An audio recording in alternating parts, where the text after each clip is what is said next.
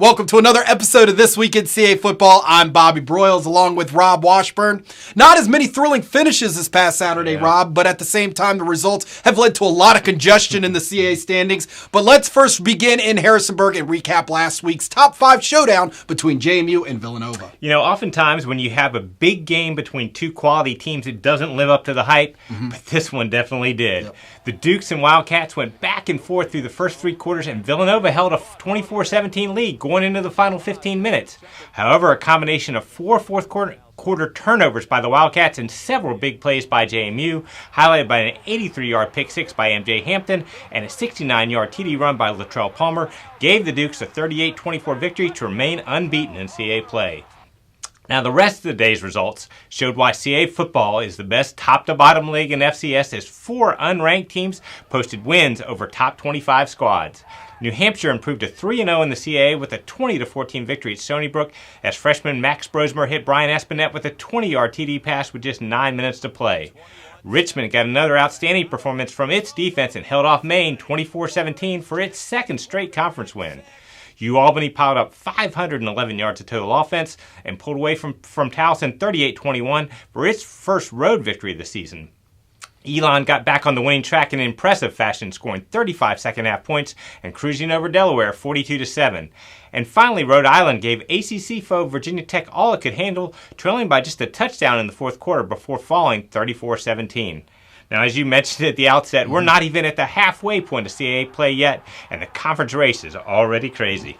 Now it's time to take a look at Saturday's slate, and it begins with the top 25 showdown at 1 o'clock in Newark, as New Hampshire, who was welcomed to the national polls for the first time this season, will be on the road at Delaware on FlowFootball.com. Yeah, what a job by interim head coach Ricky Santos and the New Hampshire players to overcome a tough 0-2 start and string together 4 straight victories, including 3 in CAA play.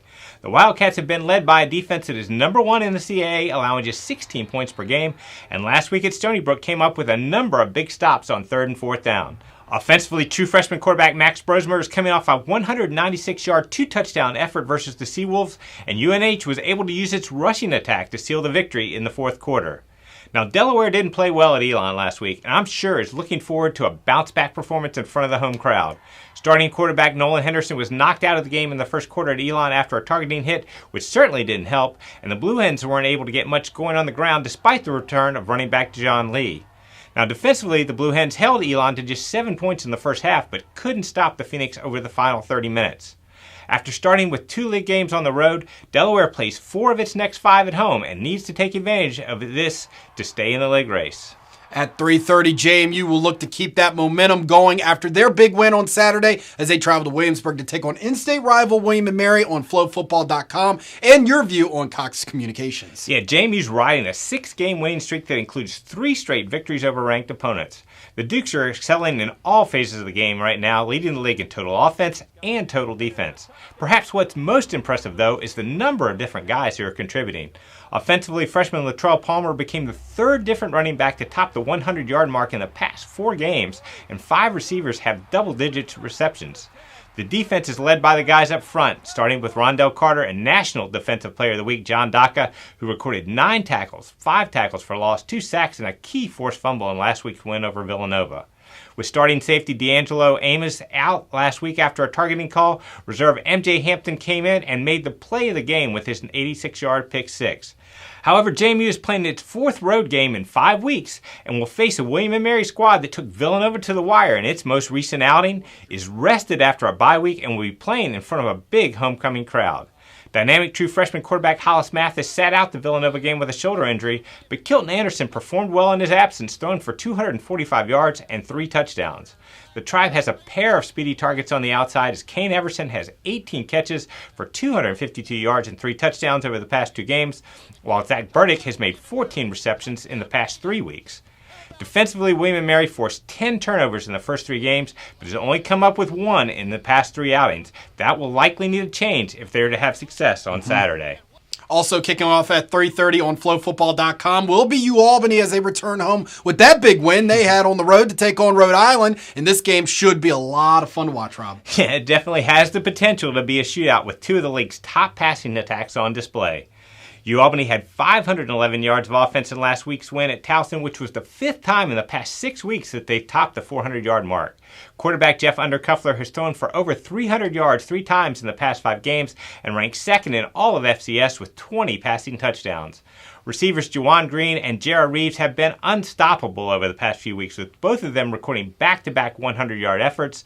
And Carl Mofor is just a workhorse in that backfield, carrying 30 times for 120 yards and 2 scores versus the Tigers. Now, lost in all of the offensive numbers is the performance of the Great Danes defense, which held Towson to just 280 yards last week. Albany has forced a league-best 15 turnovers, and Eli Mentzer leads the defensive line that sacked Tom Flacco 4 times. Now, Rhode Island counters with an offense led by quarterback Vito Priori, who has thrown for over 280 yards in all 6 games and has 13 touchdowns with only 3 interceptions this season. We all know about the abilities of All-American receiver Aaron Parker, who is just 18 yards shy of 3,000 for his career, but Isaiah Coulter has gone over the 100-yard mark in 3 of the last 4 games and has 21 catches in the past 2. Now, the Rams have been very banged up on defense, but turned in a solid showing at Virginia Tech last Saturday. Linebacker Brandon Javier Castillo has recorded double-digit tackles in 3 straight games. Now, Rhode Island dominated last year's meeting with Albany, jumping out to a 45-7 lead after 3 quarters. I would expect a much tighter contest on Saturday.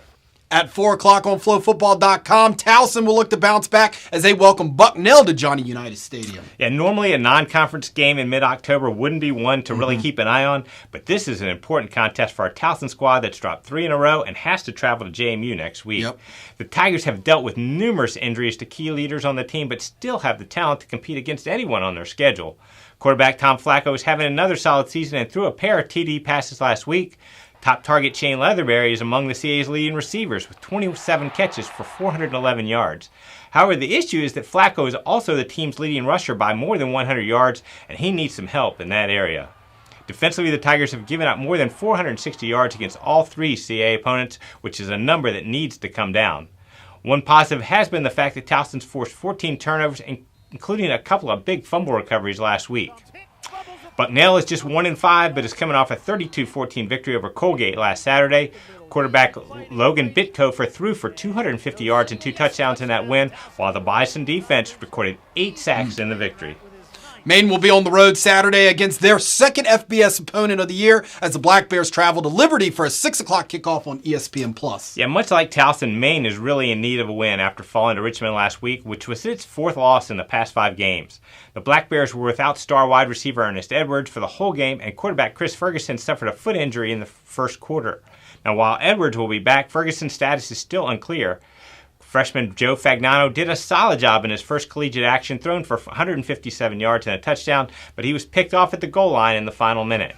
A bright spot for the Black Bears was an improved rushing attack as they ran for 208 yards, with Joe Fitzpatrick picking up 93. Now, the Maine defense held the Spiders to 295 yards, but was hurt by a long pass play just seconds after they had taken the lead late in the third quarter. Charles Mitchell recorded 3 tackles for loss and a sack in that setback. Now, Liberty poses a formidable challenge, having won 4 in a row after an 0-2 start. Offensively, the Flames averaged better than 260 yards per game through the air behind quarterback Stephen Calvert. Interestingly, Liberty's leading rusher is former Maine standout Joshua Mack. We wrap up Week 8 with Richmond returning home for a Saturday night contest versus Yale at 6 o'clock on FlowFootball.com and NBC Sports Washington+. Yeah, Richmond's done a great job of getting its season turned around, posting back-to-back CAA wins now for the first time since 2017 to even its record at 3-3. The Spiders have done it mostly behind a defense that has held its last 3 opponents to 23 points or less. Richmond's defensive line, led by All-American Maurice Jackson, has recorded 11 sacks in the past 2 games. Tyler Dressler is coming off an FCS best 20-tackle performance at Maine, and senior Daniel Jones sealed last week's win against the Black Bears by making an interception at the goal line in the final minute. Now, offensively, Joe Mancuso went the whole way at quarterback last week and was able to cap a pair of long first-half drives with scoring runs.